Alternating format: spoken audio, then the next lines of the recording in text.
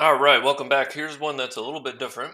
So we're still doing line plots, but this time we're given the information and we need to plot it ourselves. And then potentially we would answer some information coming up, which is probably a little more of a real world situation where if you're in a science class and you're doing some measuring or you're collecting data, you'll be collecting that on your own and then putting it into a graph to help you interpret your data. So if we look over here, these are weights of bread loaves that some fifth graders baked. So we're going to order them just to kind of look and see what the most common weights are, what's the heaviest, what's the lightest, and what the difference was in the weights here. So we can give people an average size of a loaf of bread would be one reason why we might want to do that. So first thing that I like to do is find the smallest amount and the biggest amount. So let's look through, and sometimes it helps to put these in a little bit different order, a different table. But I'm going to look through here and comparing numbers. I see there's only one number here that has 22 as the whole number, so that's my smallest one. It's 22 and 3/4. So I'm going to start my line plot by saying the lowest one, the least weight, is 22 and 3/4. Now I'll find the biggest one, and let's look here. I see quite a few 24s, but no 25. So I know it's 24 is my whole number. Now I've got to go to fractions and do what I remember about fractions.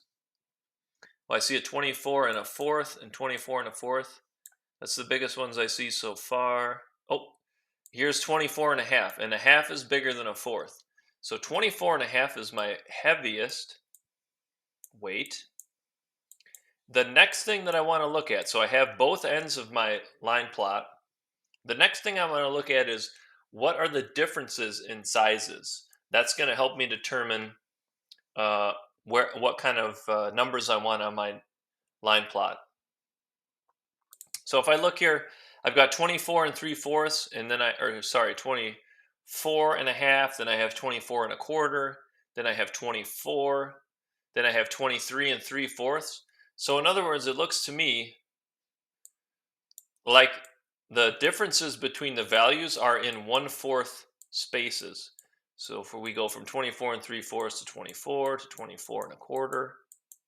So that's what I want to do on my number line then.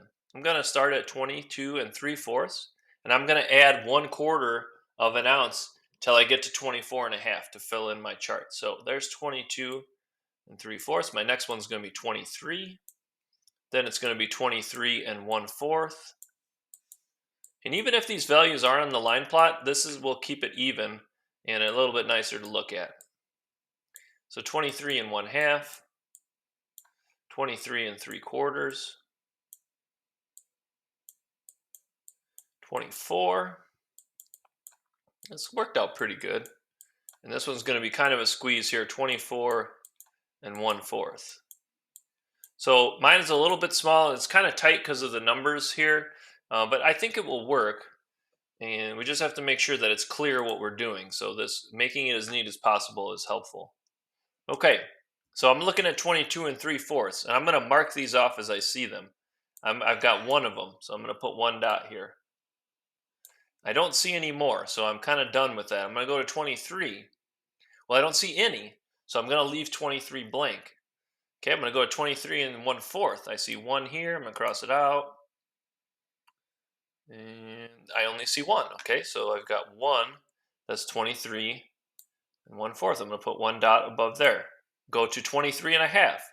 I see one here. I see one here. I see one here. Okay, I see four total. And by crossing them out, I'm narrowing this down to make it easier for me to look at my remaining table amounts. There are four that are 23 and 1/2. So one, two, three, four. And if you want, you can have some fun with these plots too. You could put pictures of bread or something in there if you wanted to do that. So let's plot the rest here. All right, and so I filled in the rest of these. That's what my line plot would look like.